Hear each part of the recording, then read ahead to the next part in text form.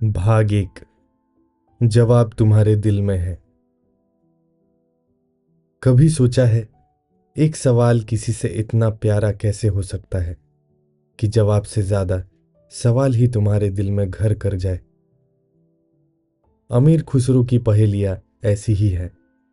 ये पहेलियां सिर्फ दिमाग की कसरत नहीं, ये तो जैसे दिल के साथ आंख मिचोली खेलती है। खुसरो कौन थे? दिल्ली सल्तनत के दरबार में संगीतकार, कवि, सूफी और हाजिर जवाब शायर। उनकी ज़बान में उर्दू की मिठास, फारसी की नज़ाकत और हिंदुस्तानी बोली की चुलबुलाहट सब कुछ घुला हुआ था। कहा जाता है वो किसी भी पल, किसी भी चीज़ से पहेली बना सकते थे। बाजार की कोई चीज़ हो, दरबार का कोई मंजर हो या बस किसी की आंखों की शरारत। सोचो, 700 साल पहले का दिल्ली का बाजार, मसालों की खुशबू, चूड़ियों की खनक, ईख का रस बेचने वाले पुकार, और बीच में खड़े खुसरो मुस्कुराते हुए किसी बच्चे से पूछते। एक थाल मोती से भरा, सबके सिर पर औंधा धरा, चारों ओर वह थाली फिरे, मोती उससे एक न गिरे। तुम सोचो तो ये सवाल जैसे आसमान में टंगा हुआ है। थाल, मोती, सिर पर औंधा, चारों ओर घूम रहा है। जवाब है आसमान में चमकता चांद और तारे। थाल यानी आकाश, मोती यानी तारे, सिर पर औंधा मतलब हम सबके ऊपर फैला हुआ, और चारों ओर घूमने से मतलब दिन रात का बदलाव। खुसरो की खासियत ये थी कि वो चीजों को सीधा नहीं कहते थे। वो चाहते थे कि तुम रुककर सोचो, अपने आसपास को नए नजरिए से देखो। दूसरी पहेली। ऐसी चीज जो खाए भी और खाए भी नहीं। अब सोचो, ये कैसा खेल है? खाने वाली चीज तो खाती भी हो और खाती भी न हो। जवाब है पानी में नाव। नाव पानी खाती है, यानी उसके ऊपर तैरती है, पर पानी उसके अंदर नहीं जाता। कितनी सीधी, कितनी प्यारी तस्वीर है ना। तीसरी पहेली। काली गाय, सफेद बछड़ा, दोनों चरे हरी चरागाह। ये सुनकर लगता है जैसे कोई देहाती कहानी शुरू हो रही हो, पर जवाब है रात और दिन। काली गाय यानी रात, सफेद बछड़ा यानी दिन, और हरी चरागाह यानी धरती। एक जाता है, एक आता है, और धरती पर यह चक्र चलता रहता है। खुसरो की पहेलियां सिर्फ बच्चों के खेल नहीं थी, ये सूफी नजरिए की छोटी छोटी खिड़कियां हैं। हर पहेली के पीछे वो तुम्हें यह बताना चाहते हैं कि जिंदगी की हर चीज में रूपक है, हर चीज में कहानी है। सोचो, आज हम हर जवाब गूगल पर ढूंढ लेते हैं, पर उस समय जवाब ढूंढना एक सामूहिक अनुभव था। लोग इकट्ठे होते, हंसते, उलझते, और फिर कोई समझदार बंदा जवाब बताता तो सब आहा कहकर खुश हो जाते, जैसे किसी ने दिमाग का दरवाजा खटखटा कर खोल दिया हो। भाग दो। जवाब के पीछे की दुनिया। अमीर खुसरो की पहेलियां सुनने में तो ये खेल लगती है, लेकिन इनके भीतर एक गहरी परत होती है, जैसे किसी मिठाई के अंदर छुपा हुआ बादाम, बाहर से मीठा, अंदर से मजबूत। चौथी पहेली। काला घोड़ा, सफेद सवार, दोनों दौड़े दिन रात। अब इसे सुनकर पहली नजर में लगता है कोई शाही जुलूस या कहानी का दृश्य है, पर जवाब है स्याही और कलम। स्याही काला घोड़ा, कलम, सफेद सवार, और दोनों दौड़ते हैं दिन रात जब तक लिखने वाला लिखता है। सोचिए, यह सिर्फ चीजों का रूपक नहीं बल्कि एक संदेश भी छिपा है। कागज और कलम से शब्द निकलते हैं और ये शब्द समय को बदल देते हैं। एक सूफी के लिए लिखना सिर्फ पेशा नहीं, इबादत था। 5वीं पहेली। ना खाता हूं, ना पीता हूं, पर मैं हर घर में मिलता हूं। जवाब, दिया या दीपक। ये ना खाता है न पीता है, लेकिन अंधेरे में रोशनी देता है। खुसरो के समय में यह सिर्फ घर का हिस्सा नहीं था, ये उम्मीद का प्रतीक था, जैसे कि अंधेरे में एक दिशा दिखाने वाला दोस्त। 6ठी पहेली। एक राजा की 4 रानियां, सब चारों एक से प्यारी। जवाब, 4 ऋतुएं। राजा यानी साल, 4 रानियां यानी वसंत, ग्रीष्म, वर्षा और शीत। खुसरो यहां एक बहुत सुंदर बात कह रहे हैं। जैसे एक राजा अपनी सभी रानियों को अलग अलग तरीके से चाहता है, वैसे ही साल की हर ऋतु का अपना रंग, अपनी खुशबू और अपना महत्व है। अब थोड़ा सूफी रंग में सोचो। खुसरो के लिए ये पहेलियां जिंदगी का रूपक थी। रात और दिन, ऋतु और समय, दिया और अंधेरा, ये सब जीवन के अलग अलग चेहरे हैं। वो तुम्हें ये बताना चाहते थे कि जैसे पहेली में जवाब खोजते हो, वैसे ही जीवन में अर्थ खोजो। 7वीं पहेली। एक ऐसी चीज जो बिना पंख उड़ती है, बिना पाँव दौड़ती है। तुम सोचोगे ये तो मुश्किल है। जवाब है समय। पंख नहीं लेकिन उड़ता है, पाँव नहीं लेकिन दौड़ता है। खुसरो की ये पंक्तियां तुम्हें याद दिलाती है कि समय कभी किसी के लिए रुकता नहीं है, और शायद इसीलिए उनके शब्द आज भी हमारे साथ दौड़ते हैं, 700 साल बाद भी। 8वीं पहेली। एक घर जिसमें दरवाजा नहीं, खिड़की नहीं, पर अंदर खजाना भरा है। जवाब, अंडा। ये कितनी प्यारी और सीधी सी बात है। एक ऐसा घर जहां कोई दरवाजा खिड़की नहीं, पर अंदर से जीवन पनपता है। यह सिर्फ पहेली नहीं बल्कि एक जीवन उपमा है। कभी कभी सबसे बंद चीजों के भीतर सबसे कीमती खजाना होता है, और यही अमीर खुसरो की ताकत थी। वो छोटी छोटी चीजों में भी जादू देख लेते थे। तुम्हें लगता है कि वो बस बच्चों को हंसा रहे हैं, पर असल में वो तुम्हें सिखा रहे होते हैं कि दुनिया को सवाल की तरह देखो, जवाब अपने आप निकल आएगा। सोचो, अगर आज तुम अपनी जिंदगी को पहेली मानो तो उसका जवाब क्या होगा? क्या वो सिर्फ सफलता है या कुछ और, जो तुम्हारे अंदर किसी अंडे के खजाने की तरह छुपा हुआ है? भाग 3। दिल्ली के बाजार में पहेलियां।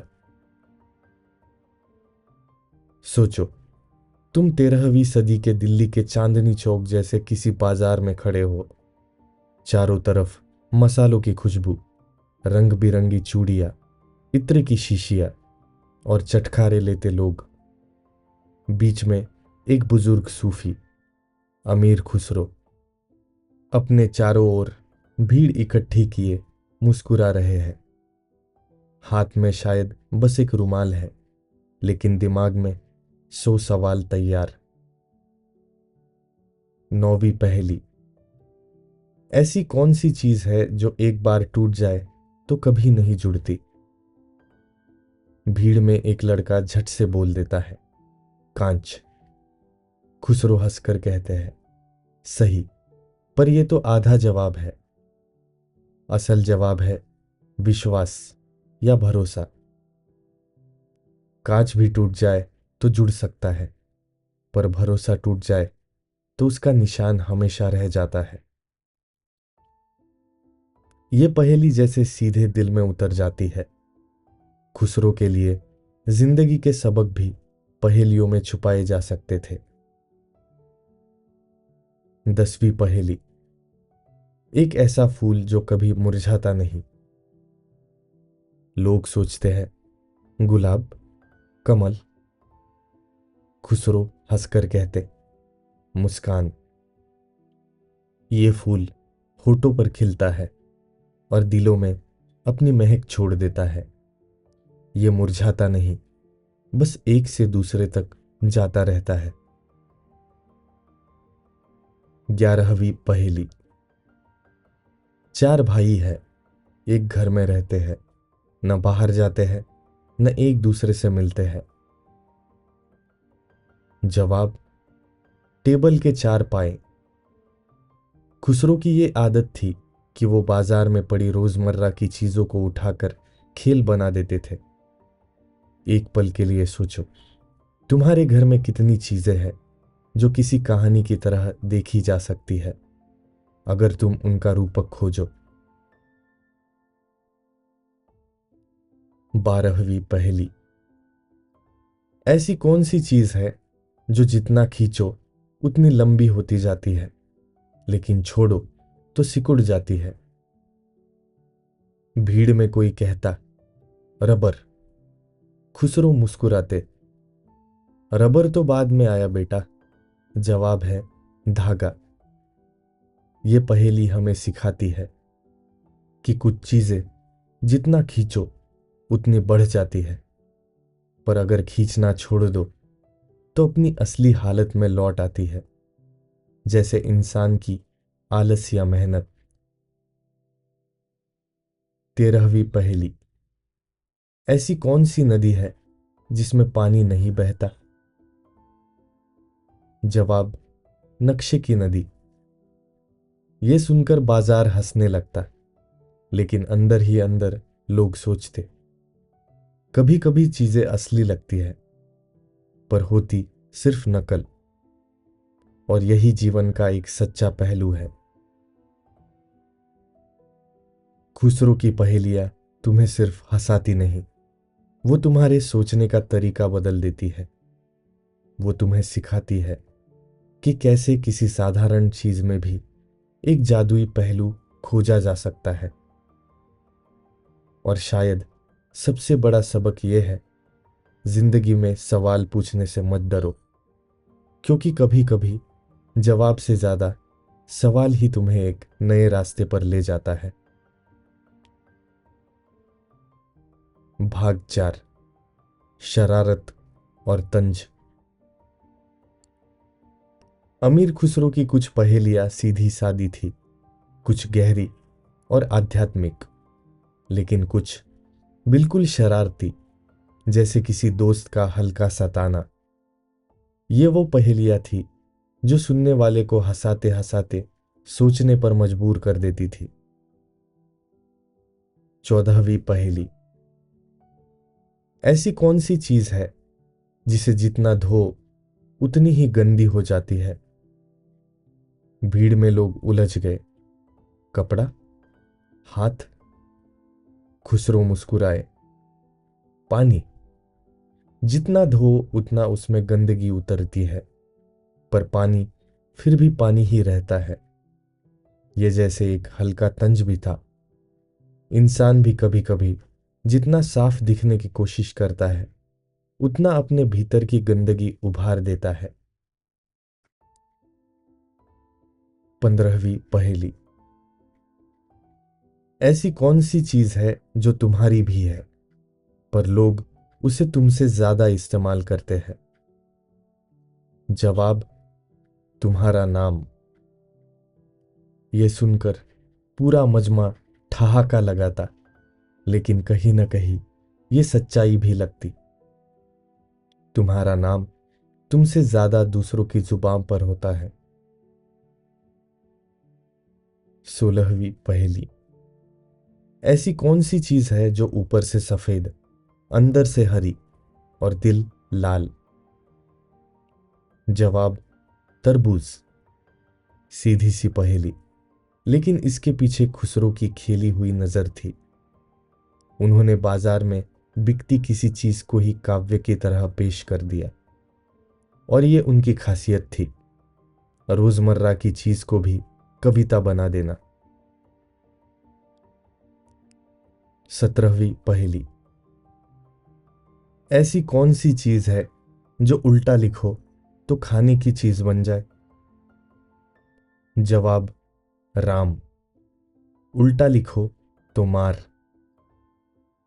ये छोटी सी शब्द खेल वाली पहेली है, जो उस समय की बोलचाल की चतुराई दिखाती है।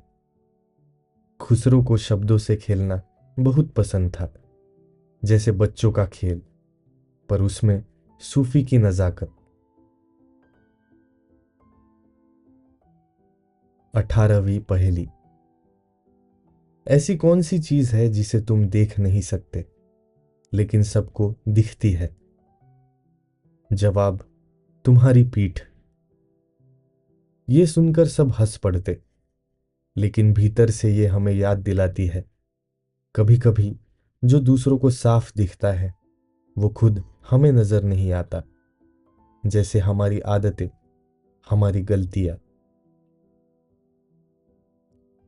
खुसरो के लिए ये पहेलियां सिर्फ मस्ती नहीं थी, ये एक तरीका था लोगों से जुड़ने का, उनके दिल में जगह बनाने का, और साथ ही उन्हें जीवन का एक छोटा सा सबक देने का। सोचो, अगर आज तुम किसी से एक पहेली पूछो तो शायद वो मोबाइल निकालकर गूगल कर ले, पर खुसरो के जमाने में जवाब ढूंढना मतलब सोच का सफर तय करना, और उस सफर में अपने दोस्तों, पड़ोसियों, अजनबियों के साथ हंसना, बहस करना और मुस्कुराना। भाग 5, मासूमियत की पहेलियां। अमीर खुसरो का एक और चेहरा था, बच्चों का दोस्त। वो बाजार में, किसी गली के नुक्कड़ पर या महफिल में भी बच्चों को बुलाकर पहेलियां सुनाते। उनकी पहेलियां न तो बहुत मुश्किल होती, न बहुत लंबी, बस इतनी सी कि बच्चे का दिमाग गुदगुदा जाए और वो हंसते हंसते जवाब ढूंढ ले। 19वीं पहेली।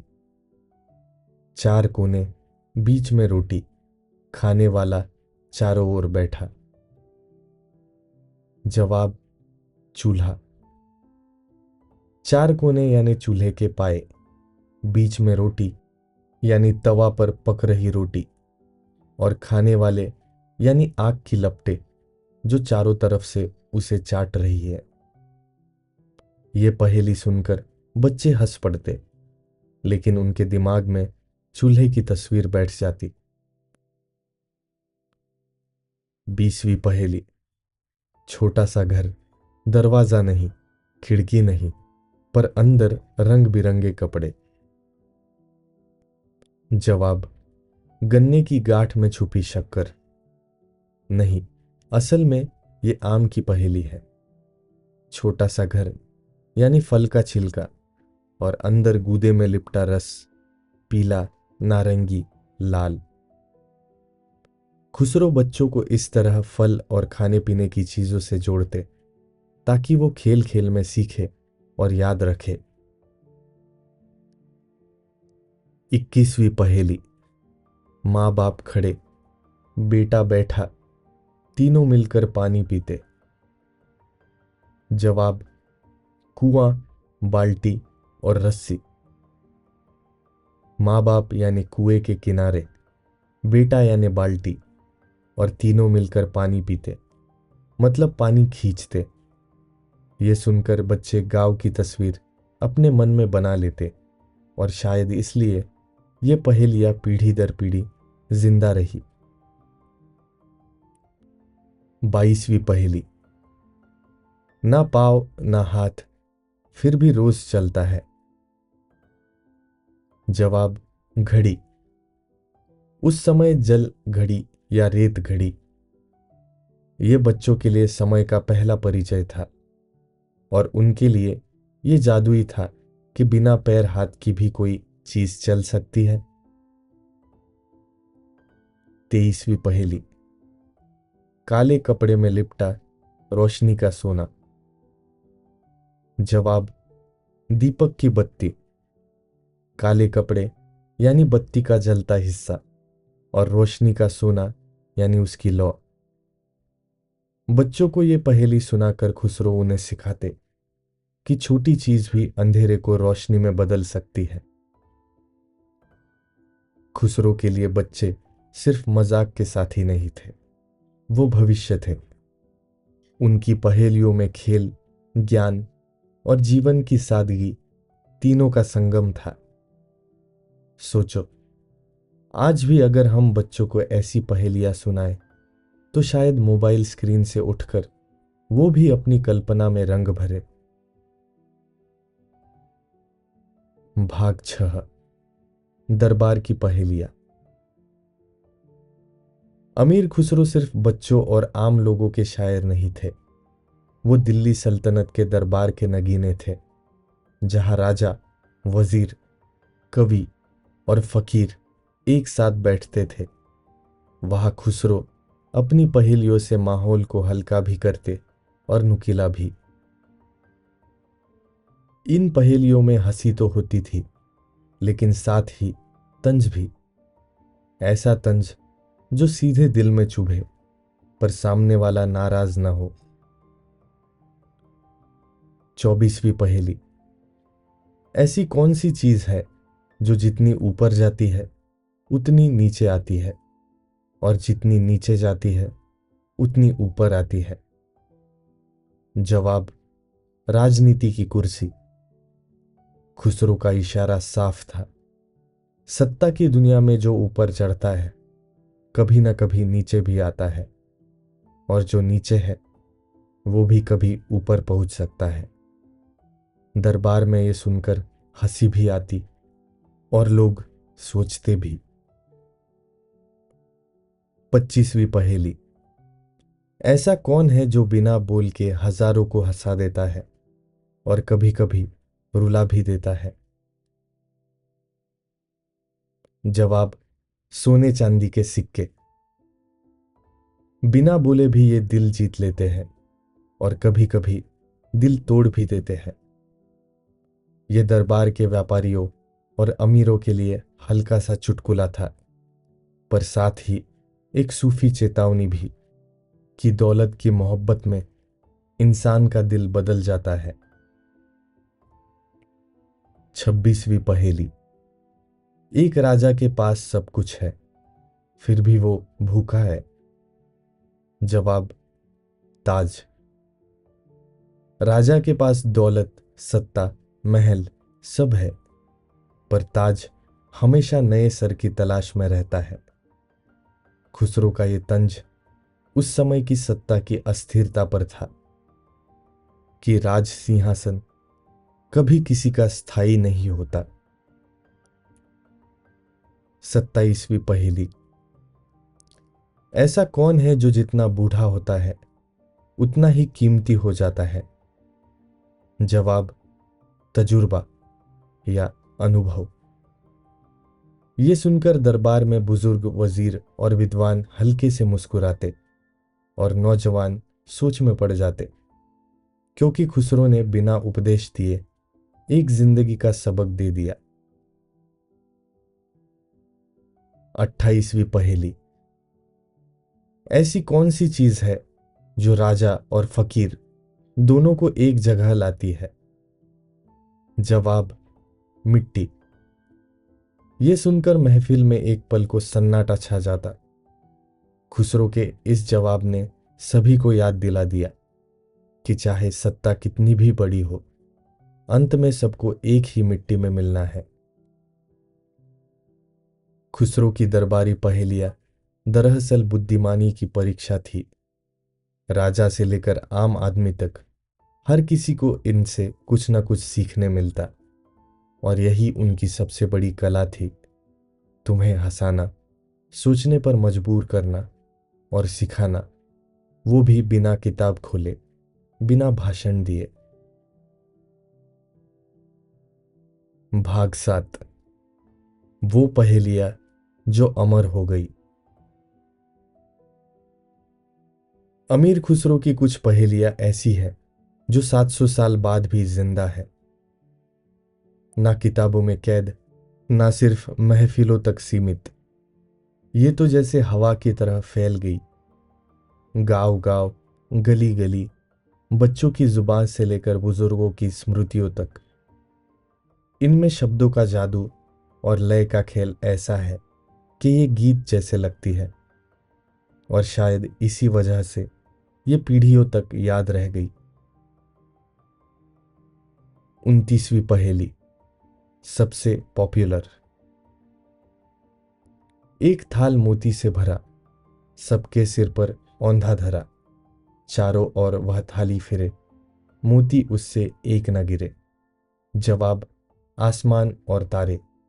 ये वही पहेली है जो हमने शुरुआत में सुनी थी, पर ये इतनी खूबसूरत है कि इसे गांव की औरतें भी गीत में गाती है, बच्चे भी खेल में पूछते हैं, और बड़े भी महफिल में सुनाते हैं।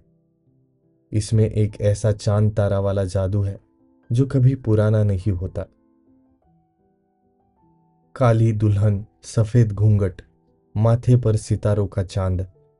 जवाब, रात का आसमान। काली दुल्हन यानी अंधेरा, सफेद घूंघट यानी चांद की रोशनी, और माथे पर सितारों का चांद मतलब आकाश में बिखरे तारे। ये सुनकर जैसे आसमान भी कविता बन जाता है। ऐसी कौन सी चीज है जो सबको दिखती है पर कोई उसे पकड़ नहीं सकता? जवाब, छाया। ये पहेली आज भी बच्चों के खेल का हिस्सा है, पर खुसरो के समय में ये एक सूफी रूपक भी था कि सत्य की झलक सबको दिखती है, पर उसे पूरी तरह पकड़ना आसान नहीं। लाल महल में हरी रानी, सदा बसाए अपनी कहानी। जवाब, पान का पत्ता और सुपारी। ये देसी स्वाद और रंग का रूपक है जो खुसरो ने महफिल और बाजार की मिलीजुली संस्कृति से लिया। खुसरो की ये पहेलियां आज भी जीवित है, क्योंकि ये सिर्फ शब्द नहीं, तस्वीरें हैं। इनमें आकाश, धरती, ऋतुएं, खाना, इंसान, सबका रंग मिला है, और शायद इसीलिए ये हमारे लोक गीतों और लोक कथाओं में हमेशा ताज़ा रहती है।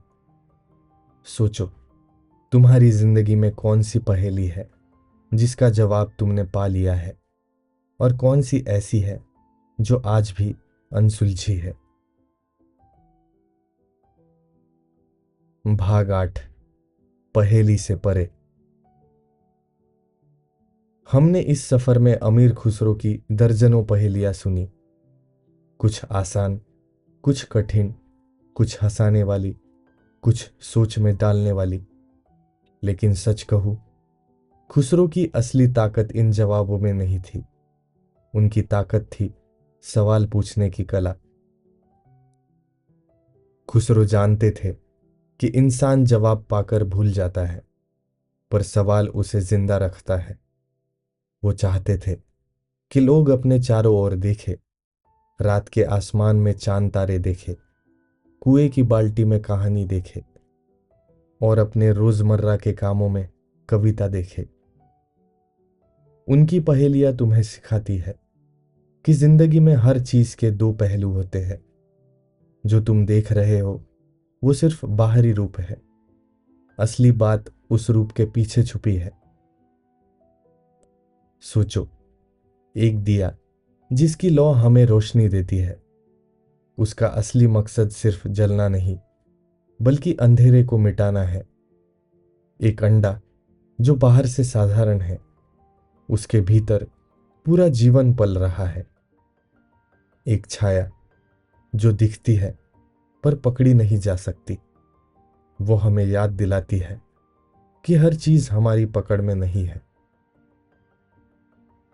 खुसरो के जमाने में न गूगल था, न किताबें इतनी सुलभ। लोग एक दूसरे से सीखते थे, कहानियों से, गीतों से और पहेलियों से। और ये पहेलियां सिर्फ खेल नहीं थी, ये वो धागे थे जो दिलों को जोड़ते थे। आज सैकड़ों साल बाद भी अगर तुम किसी गांव की चौपाल में जाओ तो कोई बुजुर्ग तुम्हें यही एक थाल मोती से भरा सुनाएगा, और तुम हंस दोगे, सोचोगे और शायद वही जवाब दोगे जो सदियों से दिया जा रहा है। क्योंकि असली कला यही है, बात को इतना खूबसूरत बना देना कि वो पीढ़ियों तक जीवित रहे। अमीर खुसरो हमें ये सिखाकर चले गए कि सवालों से मत डरना। सवाल ही वो चाबी है जो दुनिया के ताले खोलती है, और कभी कभी सवाल ही वो आईना है जिनमें हम खुद को पहचानते हैं।